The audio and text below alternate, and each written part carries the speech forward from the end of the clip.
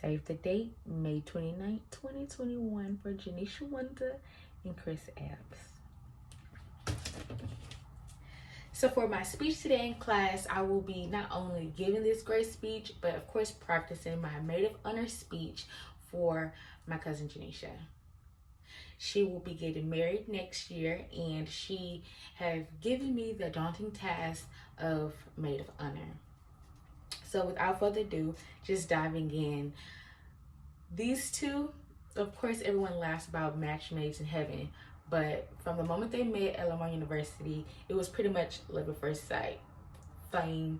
Twin flames, if you call it, because the two were inseparable from the moment that they met freshman year at Lamar University. I would joke to them about, letting the other one breathe without the other person being there. But who knew, almost 10 plus years later, the two still joined by the hip would think that in 2020, we got to tie the knot, because if the world ends, we have to get married. So she had to have his name. And I love them for that, because in a time like this where so much is going on, they chose to put love first.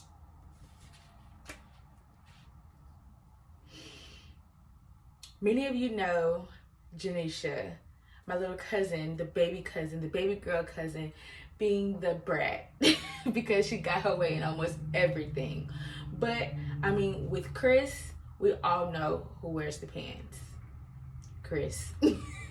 He puts the law down, and it's just like Janisha is the only person.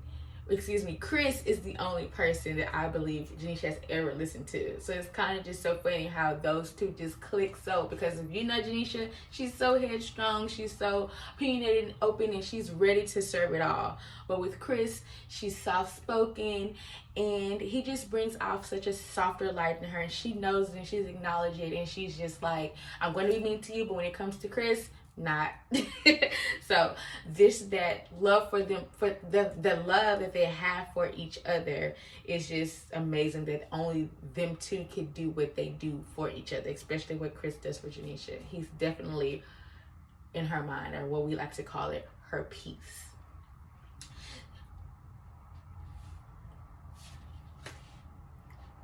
They have definitely come a long way freshman year in the dorms eating ramen noodles together, to now almost 10 plus years later have moved into a nice home in Houston, share a dog that they love as if that's their child, Jasmine.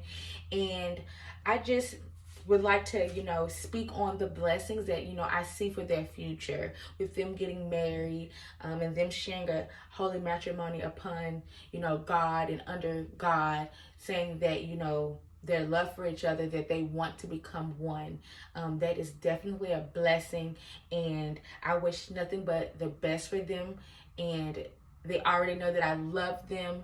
And in conclusion, I just want to end with a prayer over not only their union, but for the both of them. Asking God to get rid of negative thoughts, intentions, words, energies, emotions, friendship, energy, or anything that doesn't serve to the purpose of God's will to their marriage. I hope that from their marriage that they gain positive thoughts, feelings, loving intentions, godly intentions, that they use when the times do get rough, positive words, positive energy to spread the love that they know that they have for each other, because we know that marriages do get tough.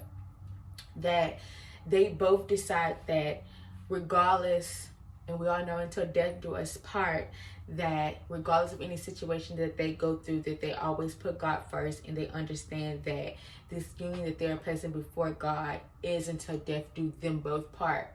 So until the end. Toast.